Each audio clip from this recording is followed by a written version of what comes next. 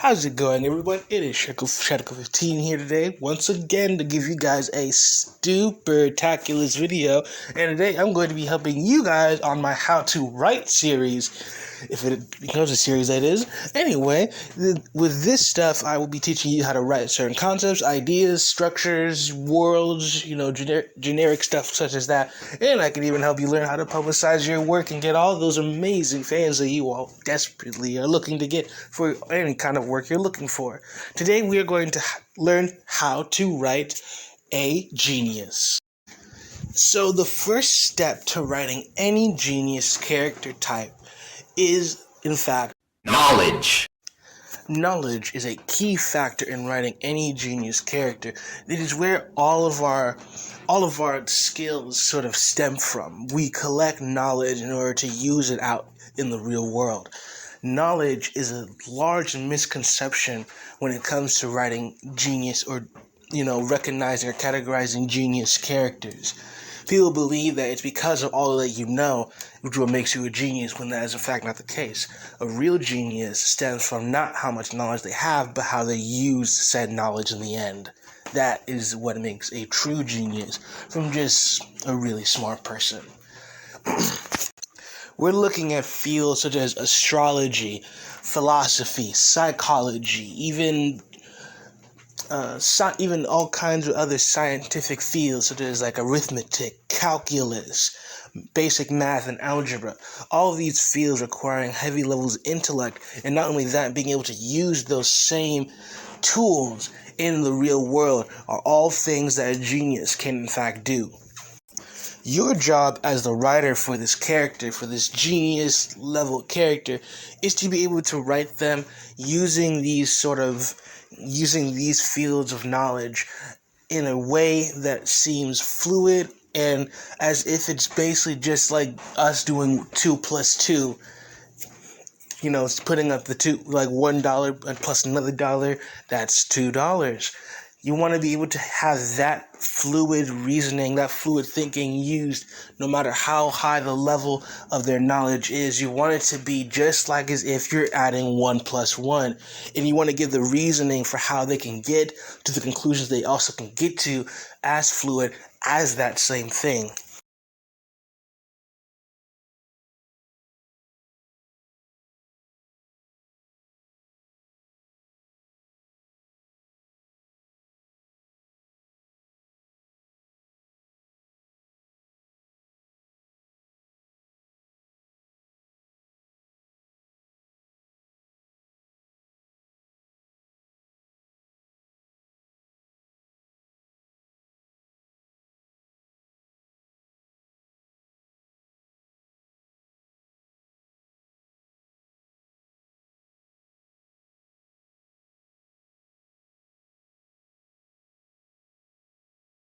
Way that they can catch along, like as if they're reading a step-by-step textbook on how to do this, and then that, and then get to the conclusion of the end of the book.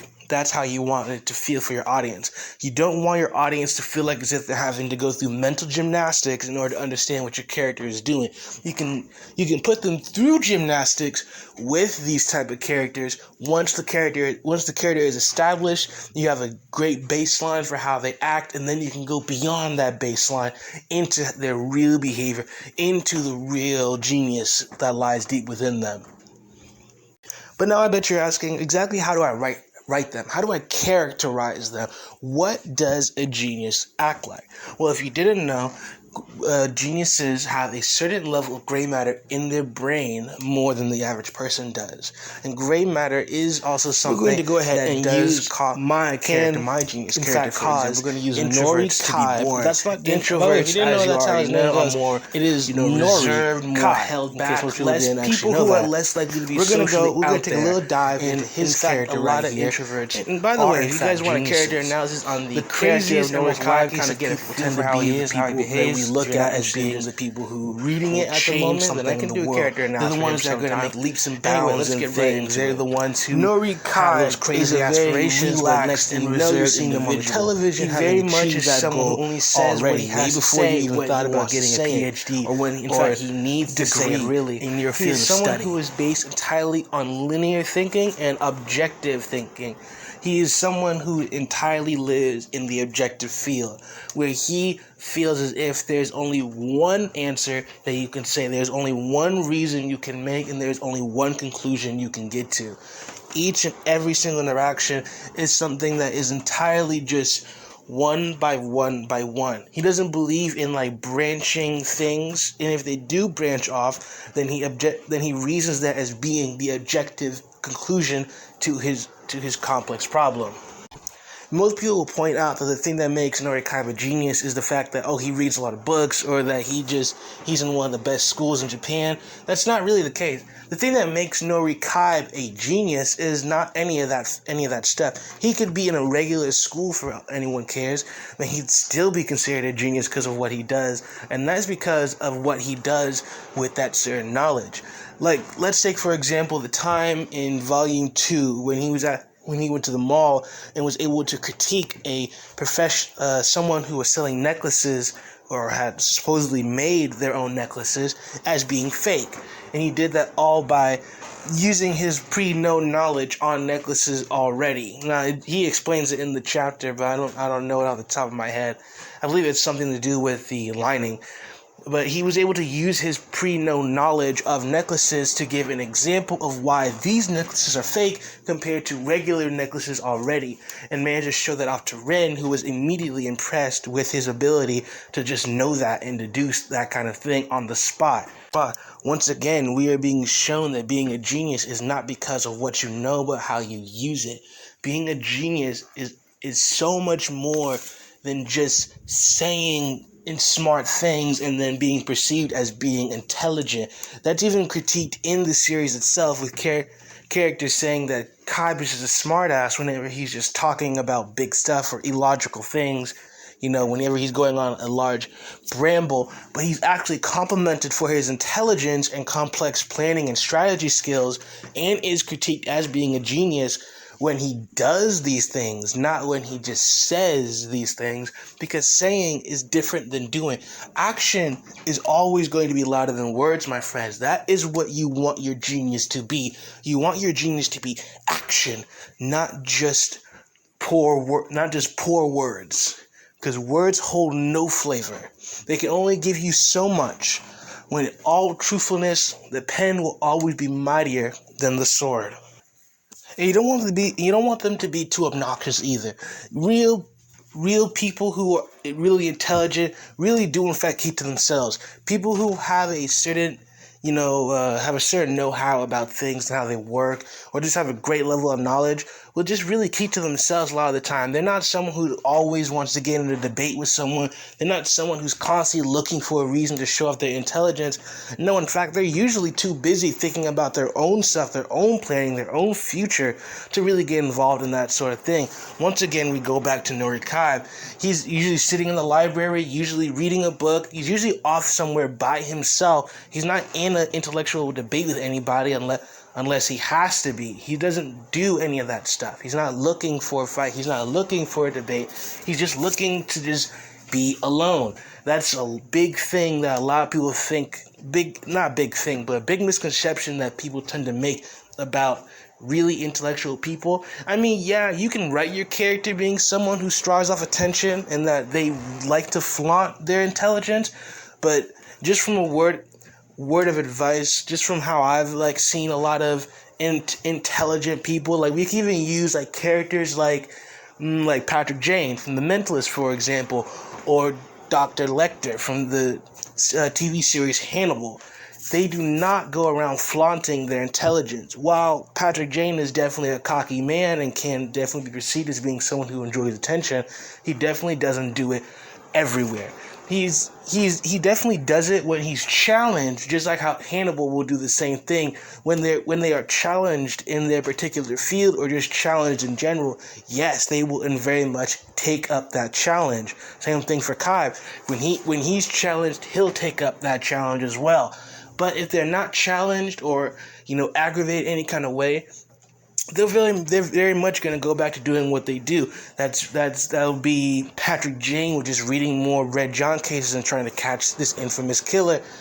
Hannibal going back to cooking or sketching or just doing whatever he does on his free time. I assume probably cooking more people. And of course Kai going back to reading and writing and practicing, doing whatever he enjoys to really do on his free time. These characters are not fueled by attention. They are fueled by their imagination and their own thinking. They don't need anyone else to incite excitement into their life. They have that via their own imagination. Their imagination is their own opponent at the end of the day. They are always challenging themselves to be greater than who they were yesterday. This constant evolution from their previous selves. A genius will always strive for betterness in themselves and in their surroundings, or how they perceive their surroundings to really be. Exactly. Someone who is looking to be a real professional or expert in fields such as psychology, astrology, or philosophy are always looking for new ways to start to think. They're always looking for new ways to look at the world or to really confirm more of their previous thinking into reality as it is. So what do? Well, you just sit back and you continue to go at it. You continue to brainstorm. You continue to confirm theories. You continue to use the 1, 2, 3 method. Lots of things that really just keep your character still. It's also a good writing tactic as well because it keeps your characters reactive instead of less active. Because writing an intelligent character who's able to solve a lot of the problems of the story tends to be difficult for some people because it's like, oh, well, if they can just solve everything, then why don't they just go around solving their own problems? Easy answer for that. Have them be, preoccupied with themselves. Intelligent folks will always be more fascinated with the world the more stuff they find out about it. Same thing with Patrick Jane when it came to finding out about Wicca and witchcraft during, season 1. Same thing about Hannibal when he was working with Will Graham during season 1 with the FBI. They will always be more fascinated with things outside of their own depth of knowledge. It was just the same thing for Kai when he was getting a hold on social media for the first time in volume 1. They will preoccupy themselves, allowing for you to make the story now active again. You can get those characters who you want to interact with, your intelligent character, now that they're preoccupied by doing their own stuff. You don't want your character to feel like,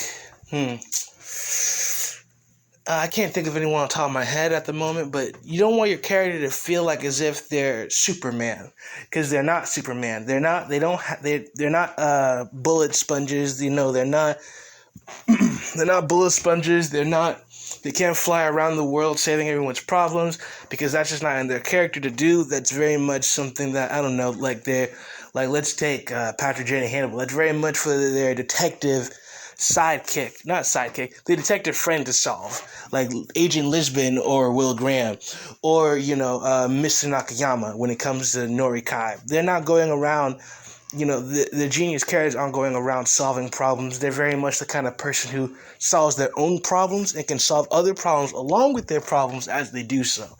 That's how they really work. That's the material that you're working with. Learn to mold your world in a way where that character can be stationary and yet also still be intriguing at the same time.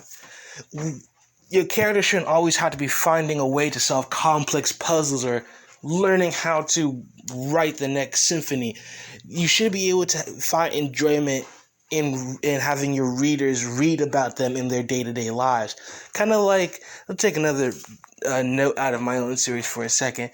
Kind of like how Kai talks about the law of equivalent exchange during his time out with Himi, I believe volume 2. I could be wrong. I have to take a look at it again. But during his time out there, you kind of get a good feel for his character. You get a more bigger understanding because in the previous, just like how I said way before, you make your character that baseline, and then you can go from there. You get a deeper understanding for how their mind, evolves from there on. You get to figure out the law of equivalent exchange and how Kai pretty much believes that when you give him something, he must give you something, and that is the only way for your interaction with him to go peacefully.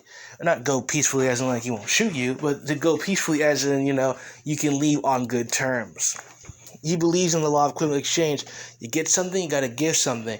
You give something, you should get something. That's how his brain operates, which isn't all too bad of a way of thinking, and that is in fact a lot of the way how the world works. Next up, finally, you want to be able to give your intelligent character or your genius character something that feels like it's theirs. A way of thinking that is kind of maybe not only for themselves, but something that really feels like it's connected to their character. Because you want them to be more than just how intelligent they are. Because at the end of the day, you are in fact writing a character, not just a genius character, but you're writing a character. And characters usually burdened with great knowledge tend to have great sorrow that falls behind them because now they are no longer privy to parts of life and they just have a complete understanding for certain aspects and parts of the world that other people find enjoyment and understanding that they now, gross, they now find completely mundane and boring. Let's take Patrick Jane with his... let's take Patrick Jane with the fact that he doesn't believe in any sort of, religious or occult level stuff. That's really looked at throughout the Mentalist as being not taboo, but it's really looked at as being something that most people just can't, meld well with him with. They can't really see his reasoning behind it, and kind of like how Agent Van Pelt kind of criticizes him a lot of the time that, what if your wife and child are looking down at you and they're really trying to reach out to you, but because of your lack of belief, they'll never be able to talk to you. And of course, instead of telling her that, giving her an essay on why God isn't real, he basically he responds in a way that's to his character. Oh, that's really sad. Or no, he says, that would be really sad if that was true. That hits home for people, not only because, she brought up his wife and child, and, of course, he doesn't obviously have enough energy to go out on a tangent for that, but for a fact he'd give anything to have them back, and he feels entirely responsible for losing them. Another great way of thinking is with Dr. Lecter from the Hannibal series, with him thinking everyone are pigs, basically. Eat the rude, in a sense of the series. He has a sense of thinking and way of being that is very, maybe not methodical, but it makes you feel he's very otherworldly, like he's almost he's like a monster, basically. The writing behind Hannibal Lecter, I'd say, in the TV series and of course especially in the movie, are both very strong. It makes you feel like he's just his entirely own field, from his sophisticated stature to the way how, even though he does all of these insane things, he's able to meet up with people and talk to them like they're normal, like they're completely normal. We never can tell the insane from the sane, after all, in this world, am I right? But with Hannibal's way of thinking and his attachment to the people around him, give him this really personal feeling for his character. You really feel like when you watch the Hannibal series, you can only see this in this character. That's what you want your intelligent character, or by extension, all characters that you make to feel that way. That this line of thinking, their ideology, is their own and entirely only for them. Even if it is an extension of someone else's already known ideology, like let's take some basic ones, for example, or life is meaningless, the world is cruel, the future is uncertain, and all such, or we're doomed to repeat the past. Those are some key ideologies from some people in fiction that ultimately are kind of really belong to them maybe, and they're depending on the character, and that's where most people think about what they're usually who most people think about when it comes to those ideologies. But if you can make your character have a variant of this ideology that feels unique and special to their character, then people will come to your character regardless of how often it's used. Just kind of like how, let's use like AU names for example, how most people think that when an AU name is already being used, that suddenly you can't name your AU that. That's not the case at all. There are tons and tons of other Alpha Tail names out there, but what's the Alpha Tail that you think about all the time when you think about Alpha Tail? You think of mine because I've been able to make that name into something else in this series. I've been able to give it life beyond the name, and that's exactly what you want when writing a character or writing a genius character. You want it to feel like it's their own, no matter if it's pre-used or it's never been used. Make it your own. All right, everybody, and that has been how to write with Shadow 15, or specifically how to write a genius with Shadow 15. I hope you've learned something from this video. If you have any more questions, feel free to put them in the comments, and I'll try to answer them throughout the day if I have the time. And overall, just have a wonderful time. Writing is a pristine art form and is used in all levels of media and medium. Whether you think about it or you're not thinking about it, writing is everywhere. So please enjoy yourselves. I hope I've inspired some of you today to get onto being a writer, because that's something that's just really, it's fascinating. The level of expression is beyond our own sense and concepts to describe. Thank you all again, and have a wonderful day. See you around.